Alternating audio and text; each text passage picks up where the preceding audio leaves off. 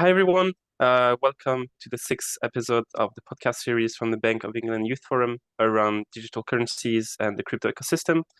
Today, we will discuss about Web3 and the future of the crypto ecosystem.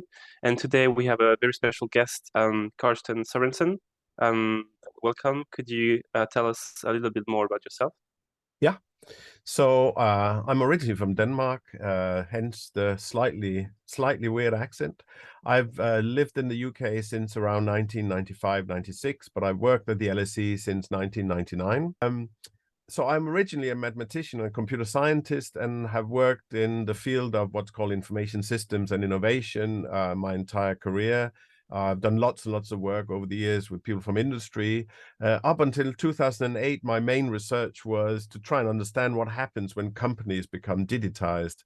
But since 2008, I have focused almost exclusively on digital platforms and ecosystems and underlying digital infrastructures and how digital technologies can support companies coordinate activities between them. And since 2018, where I, together with Enrico Rossi, who's also part of this series, we jointly designed a cryptocurrency disruption course, an online certificate course for the LSE.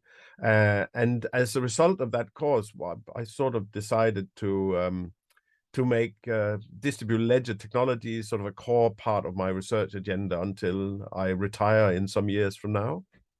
That's about it. Awesome. And yes, the episodes of Enrico Rossi are really good. Highly recommend them. So when people talk about crypto, the crypto ecosystem, they often mention this Web3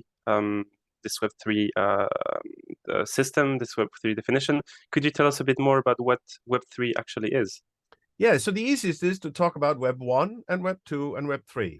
So what happened in the first days of the internet, what was characteristic in the early 90s, in particular 1993, was the emergence of Tim Berners-Lee's web protocol that allowed us to have a Netscape Navigator application that then could use for email and for surfing. So what that did, Web 1, it democratized reading of digital information, that the BBC and many others could just post information and we could all just consume it. That sort of changed fundamentally around 1996, 97, 98 with the advent of blogging and of ICQ, which was an instant messaging service, and many, many other services that sort of led to the .com boom with both electronic commerce, but also with these emerging social networks. So that's Web 2 is highly interactive. So it democratized both reading and writing. The point was there that the open internet knows only about data and not about value or rights or assets. So that means you need trusted third parties to be custodians of this. So the idea is if somebody emails you from somewhere in the world and says, do you want to buy a lawnmower? You might be slightly suspicious. Whereas if somebody puts a lawnmower on eBay, you think, perfect, I buy that lawnmower, and if it doesn't arrive, I get my money back. So Web 2 had this huge advantage. It created these trusted third-party platforms that could help people exchange goods and services with each other, which was brilliant because we didn't know that data was really important. And so what happened was that as data turned out to be really important, we realized that there was no way we could engage over the internet without either risking not getting the lawnmower because the guy was just trying to cheat us out of our money, or we gave all the data to the platforms. So the idea of Web 3 is that we can somehow set up a system that keeps track of rights, whether it's money or assets or certificates or whatever. But within a community, we set up a system where we're all equal. All the rights that are encased are being tracked so we can solve the double spend problem that we can't have any fraud. But the point is here, we can exchange things directly with each other that have value and are digital without having to worry about a trusted third party being the custodian of all the data and be able to manipulate the market by having access to data others don't have access to. But the real aspect of it is really just to try and see how can you have an underlying infrastructure, an internet of value, an internet of rights. That's really what it is, whereas the open internet is just an internet of data. Yes, yes, that's very interesting. And why is I mean you probably mentioned you probably answered this question already, but why is Web3 and cryptocurrencies, but also blockchain technology so linked with each other? Well, of course. So the point is that Web3 is just a way of thinking about how we can store uh, things that have value and are digital, and we want to keep track of who's got them, because that's the only way we can make sure that they're not copied and multiplied and the system is defrauded. So of course the most obvious thing of that nature is money. We all know most money is not physical. Most money by far is digital, but it's then the double spending problem is solved by a centralized database, that it's your local bank where your bank account is that keeps track of it. The point is here, the notion of Web3, of course, started with Satoshi Nakamoto's notion or a vision of Bitcoin.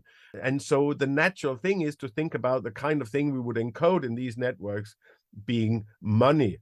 Awesome, and this links quite well to the previous episode around are cryptocurrencies a form of money with Enrico Rossi.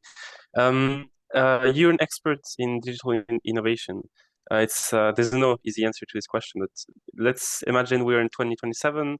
What do you think are some of the likely future developments in the crypto ecosystem, and maybe linking quite well to the development of Web3? So lots of people have been attributed the saying that it's very difficult to predict, especially about the future.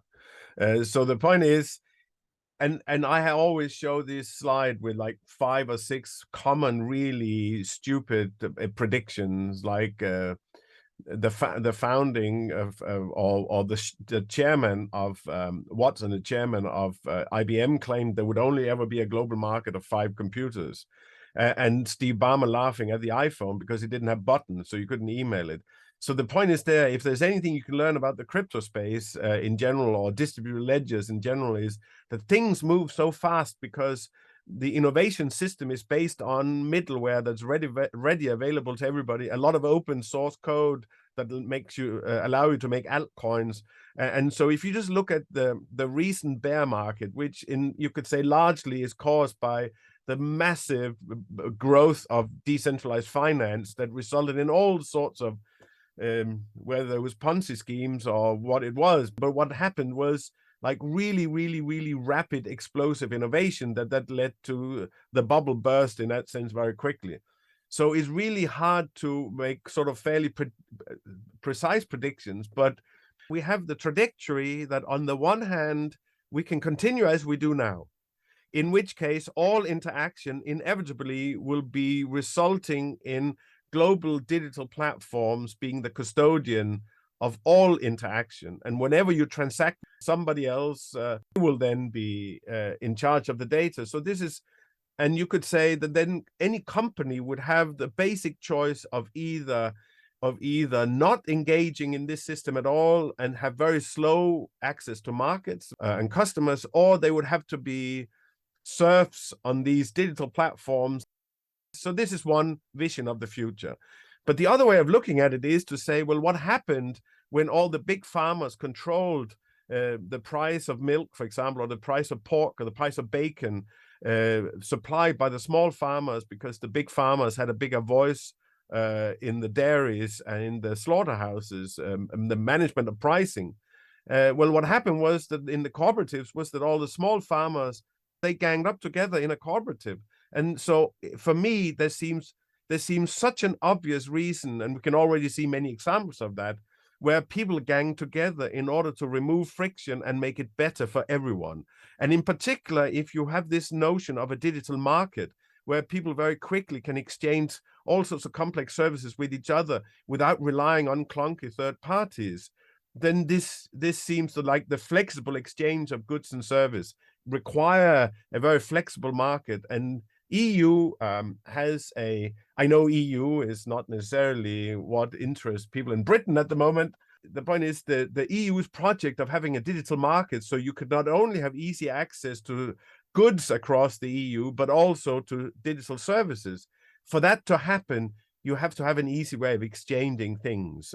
And of course, between companies, if you can create a digital market in a consortium between a number of companies, then you are able to produce a competition to the global platforms because you provide each your specialized processes and products and services.